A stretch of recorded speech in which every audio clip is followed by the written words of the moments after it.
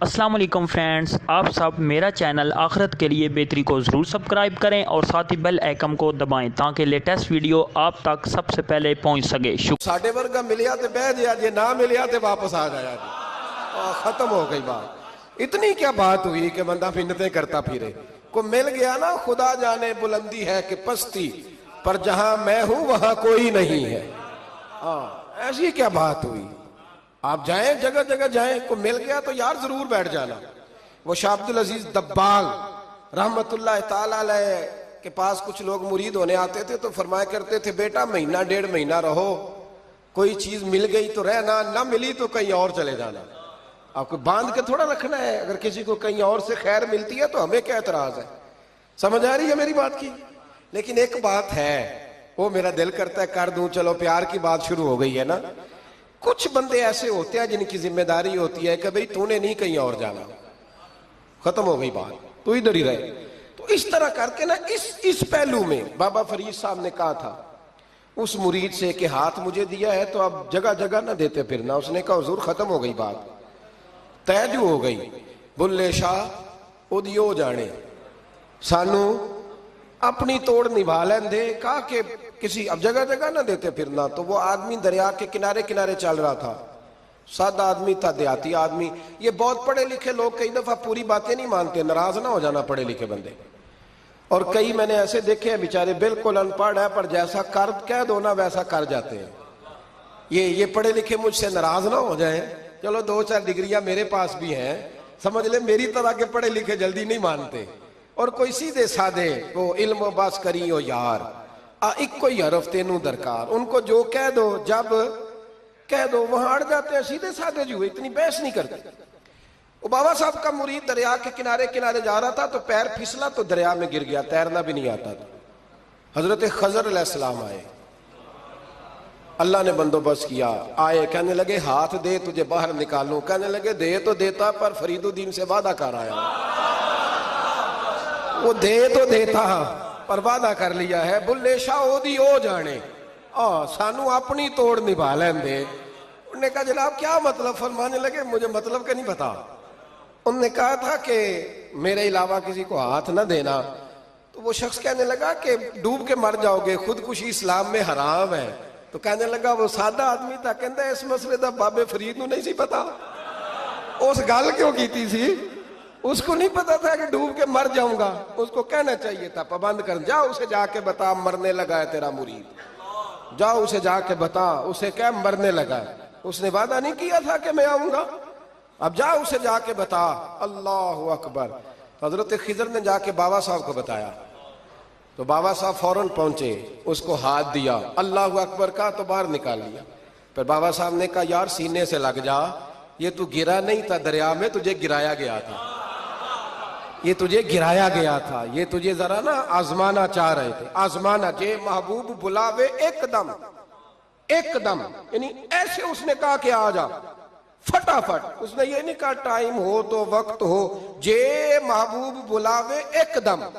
پھر سر نو پیر بنائیے، سر نو پیر بنائیے، وہ سر منگے تے سر دے دئیے، تے کدے بھی دیر نہ لائیے، تے یار دا کدے بھی گلہ نہ کریے، پاواں سینک دئی مر جائیے، سجنا یا تے لائیے ہی نہ، تے جے لائیے تے پھر توڑ نہیں پائیے۔ اللہ رسول سے رشتہ لگائے تو پورا۔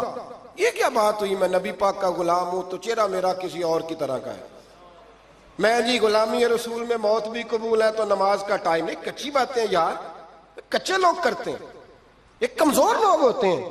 میرا جی میں غلامی رسول میں موت بھی قبول ہے پر میرا نا جھوٹ کے بغیر میری دکان کوئی نہیں چلتی، وہ نجائز نہ کروں تو بھوکا مر جا، نہیں چلتی تو پر محمد عربی کے وعدے پورے کر، چھوڑ نہیں چلتی تو نہ چلے، بلے شاہ دیو جانے، اور نہیں تو نہ صحیح، ہاتھ ہو گئی ہے میرے بھائی، آپ عجیب بات کرتے، نہیں چلتی تو نہ چلے، لیکن حضور نے کہا جھوٹ نہیں بولنا تو لہذا ختم ہو گئی بات۔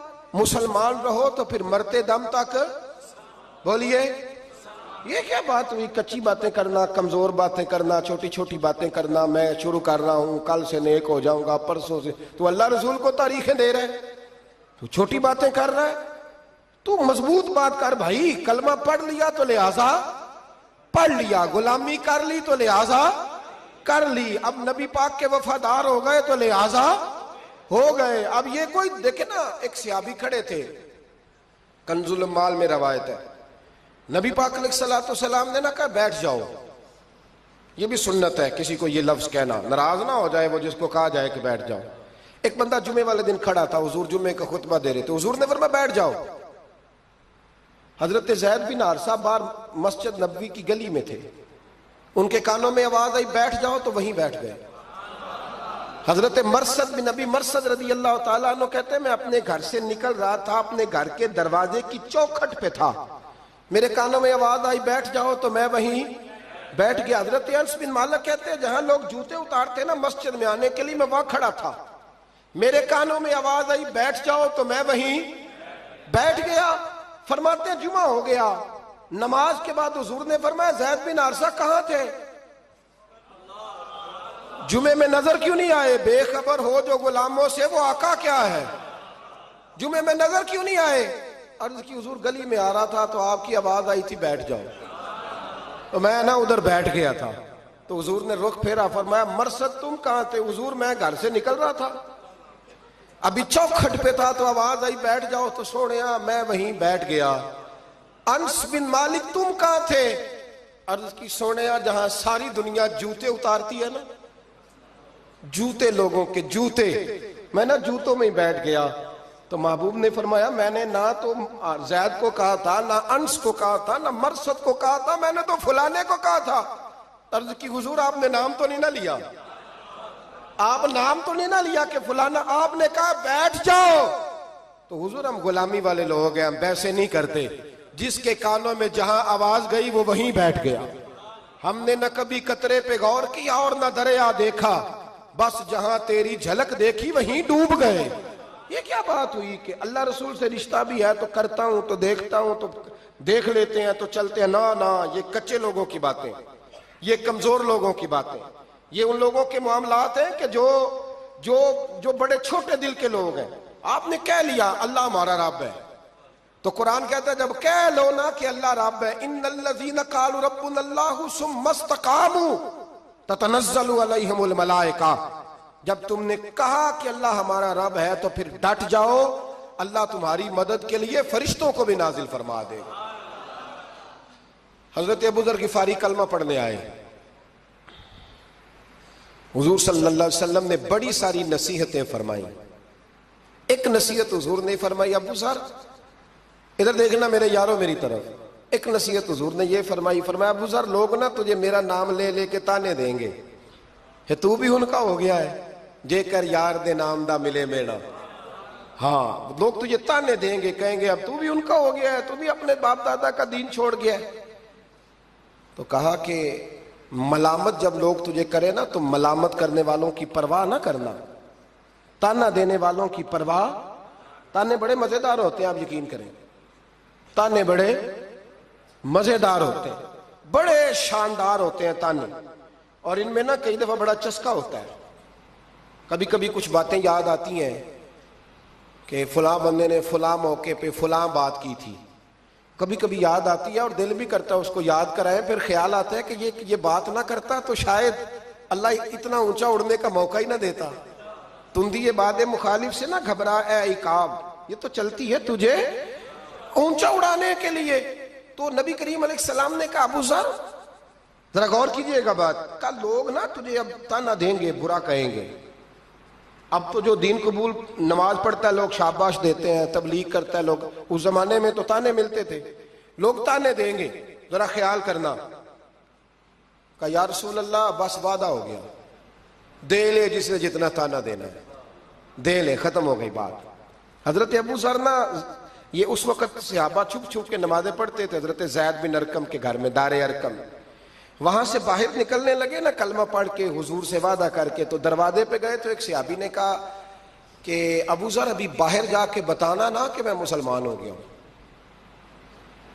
ایک تو لوگ تمہیں تانے دیں گے اور دوسرا ہو سکتا ہے مارے بھی، باہر جا کے بتانا نا ورنہ لوگ نا برا کہیں گے۔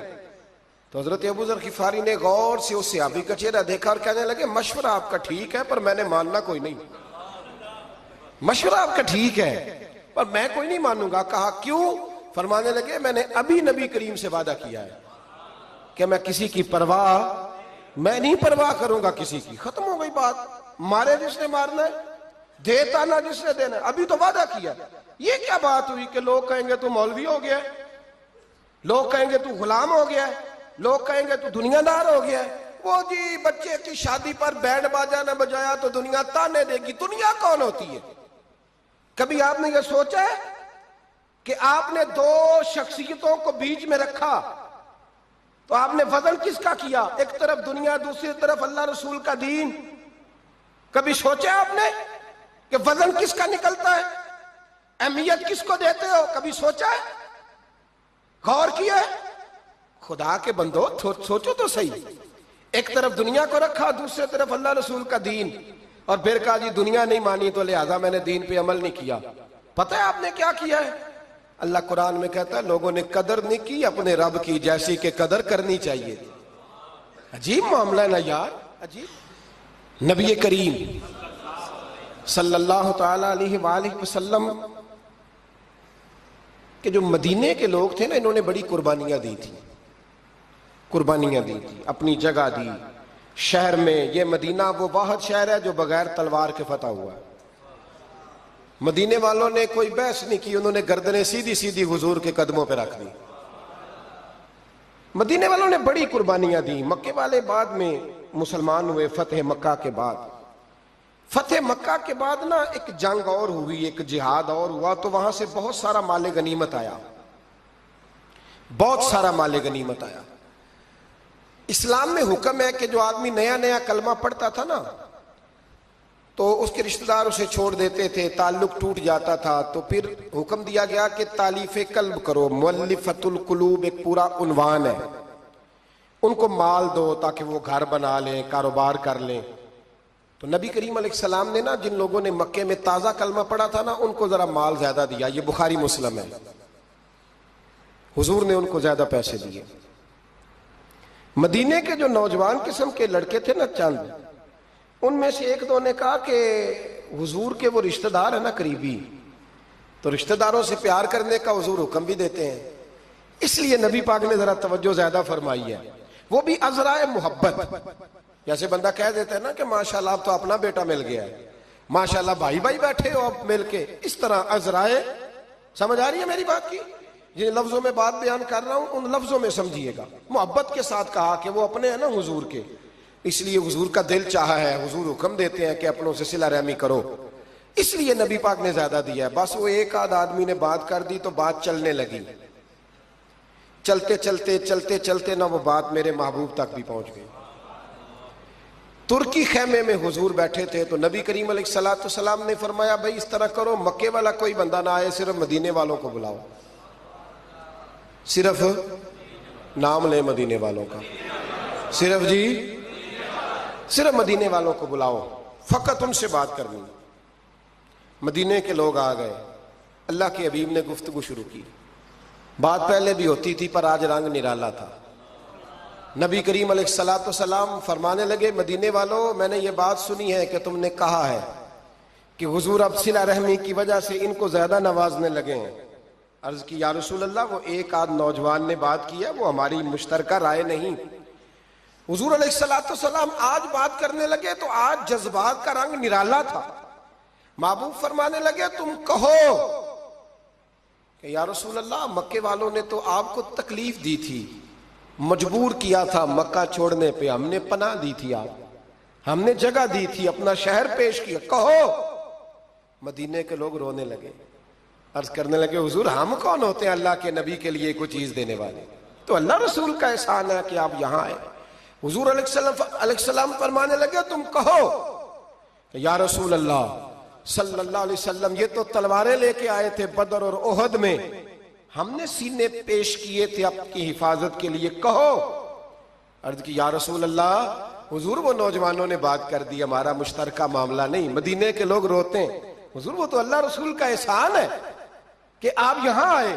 حضور نے فرمایا تم کہو کہ یہ تو آپ کو شہید کرنا چاہتے تھے، ہم تھے جنہوں نے تیر کھا کے سینے پیش کیے۔ مدینے کے لوگ رونے لگے، میرے محبوب کی آنکھوں میں بھی آنسو آ گئے۔ دیر تک حضور آنسو بہاتے رہے، اور پھر میرے کریم رسول نے آخری